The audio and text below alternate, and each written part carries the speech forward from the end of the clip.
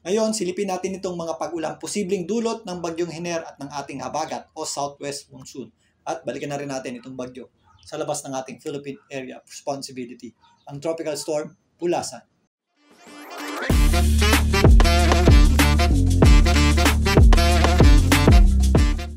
Welcome po muli sa Philippine Weather Trivia. Again, para po sa mga bago sa channel na to, ako nga po muli, si Alvin Pura, isang meteorologist at ang inyong weather dito. So patuloy po ang unti-unting paglapit ng bagyong Hiner dito po sa hilagang bahagi ng Luzon. Ito po ay huling namataan ng Pag-asa sa lying around 290 kilometers east ng Tuguegarao City, dyan po sa Cagayan. Ito po ay nasa tropical depression category pa din na may lakas na hangin na nasa around 55 kilometers per hour, malapit sa kanyang gitna at kung minsan may mga pagbugsong umabot sa halos 70 kilometers per hour. Patuloy po itong kumikilos pa northwest o hilagang kanluran sa bilis na 10 kilometers per hour. So narito muli ang official forecast track ng Pag-asa para sa bagyong Hiner. Base dito, ito po ay kikilos patungo dito sa hilagang bahagi ng Luzon at posibleng maglandfall mamayang gabi or mamayang madaling araw dito po sa area ng Isabela or Cagayan. Bigli po yung maglandfall as a tropical depression at muling lalakas if ever nandito na po yan sa may West Philippine Sea. Maaari po yan lumabas sa may West Philippine Sea, dyan po sa may area ng La Union or Pangasinan bukas ng umaga. Posibleng sa darating na Wednesday, ito po ay makalabas na ng ating Philippine Area of Responsibility. Pero sa kasalukuyan,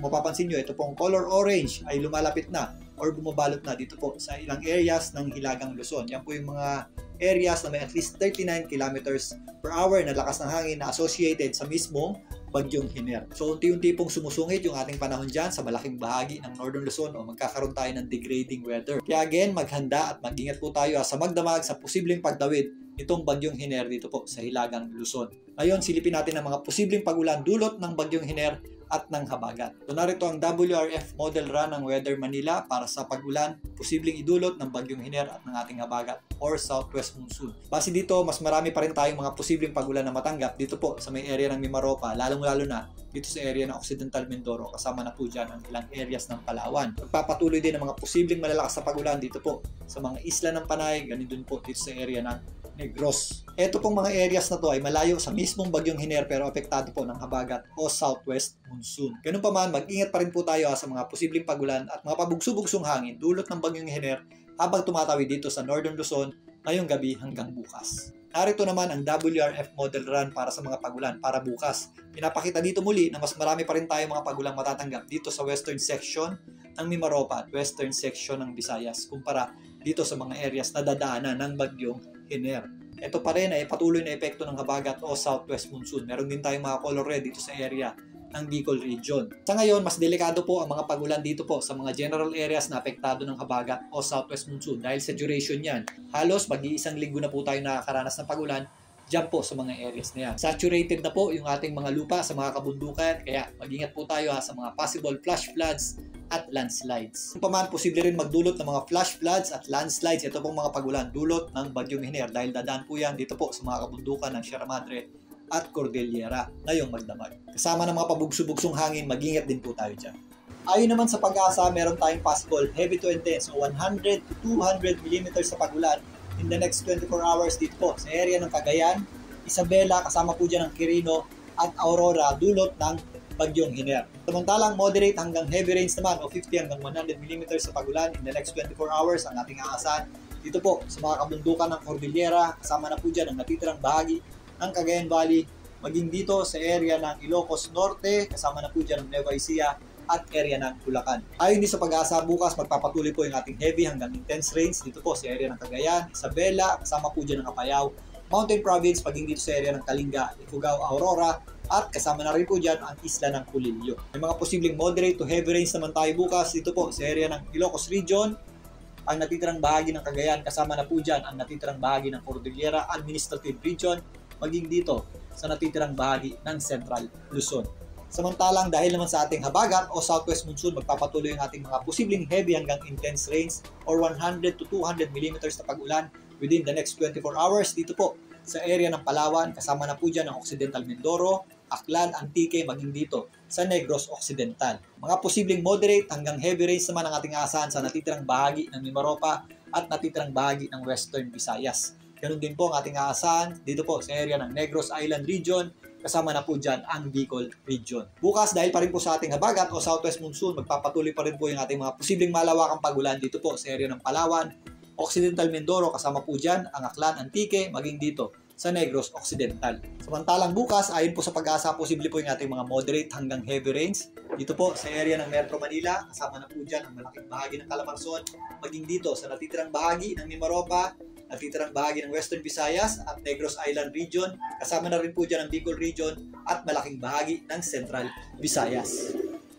Yung mga nabanggit po natin ay mga posibleng malawakang pagulan dulot ng bagyong Hiner at ng habagat o southwest monsoon. Pero posible pa rin po ay mga breezy hanggang gusty conditions sa natitirang bahagi ng Central Luzon, sa natitirang bahagi ng Visayas, ganun din po dito sa malaking bahagi ng Mindanao. Kasama niyan, posible rin po yung mga kalat-kalat na pagulan at thunderstorms. Ngayon, silipin naman natin itong bagyo sa labas ng ating Philippine Area of Responsibility, ang Tropical Storm Pulasan.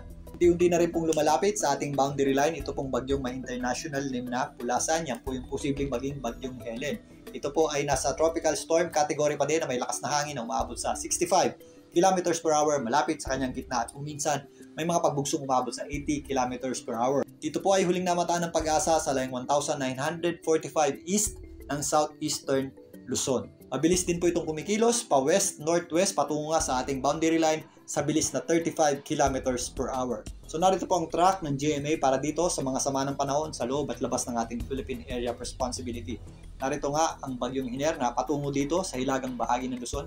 Ito pong linyang kulay blue, ito po yung dinaanan ng dating bagyong Ferdy, ang bagyong may international name na Bibingka. Kung mapapansin nyo, medyo mas mataas ng konti yan sa kanto ng ating Philippine Area of Responsibility, kaya mabilis po yung nakalabas agad ng ating PAR. Samantalang, ito pong bagyong posibleng tawaging Helen, ang bagyong may international name na Pulasan, posibleng mas mababa ng kaunti dito sa dinaanan ng dating bagyong Ferdy.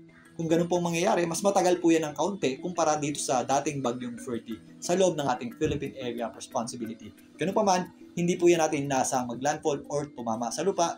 Yan po ay kakanto lamang o dadaplis dito sa kanto ng ating Philippine Area of Responsibility. Kasabay niyan, patuloy pa rin itong humihila o nagpapalakas ng ating habagat o southwest monsoon. Kaya magpapatuloy po yung ating mga pagulan dulot ng habagat in the next few days pa. Kumpara sa mga pagulan dulot ng bagyong Hiner na after po nitong makadaan, makakaasa tayo ng significant na pagbawas po ng mga pagulan dito sa hilagang bahagi ng Luzon. So again, maliban po sa malalakas na bugso ng hangin dulot ng bagyong Hiner, mag-ingat po tayo sa mga posibleng epekto ng mga pagulan nito, particularly dito po sa general area ng Northern Luzon, lalong-lalo na po sa mabubundok na lugar. At kasabay po ng pagtawid nitong bagyong Hiner, mag-e-enhance din po yan ng habagat o southwest monsoon na makaka-apekto po sa malaking bahagi ng Luzon, kasama na po dyan ang Metro Manila. Maliban dyan, doble ingat pa rin po tayo dahil tuloy-tuloy pa rin po ang epekto ng habagat o southwest monsoon, particularly po dito sa mga areas na nakakaranas ng tuloy-tuloy na pagulan nitong mga nakaraang araw pa. Again, ugaliin po mag-check ng heavy rainfall, warning advisory ng pag-asa para sa dami ng ulan sa inyong lugar at ugaliin rin pong makibalita sa inyong local LGU at DRRM. Mamaya tabayanan po ang ating update para dito sa bagyong Hiner at sa ating habagat o southwest monsoon. Sama na rin natin itong bagyo sa labas ng ating Philippine Area of Responsibility. Muli, ito po ang inyong Weather Tito para sa Philippine Weather Trivia.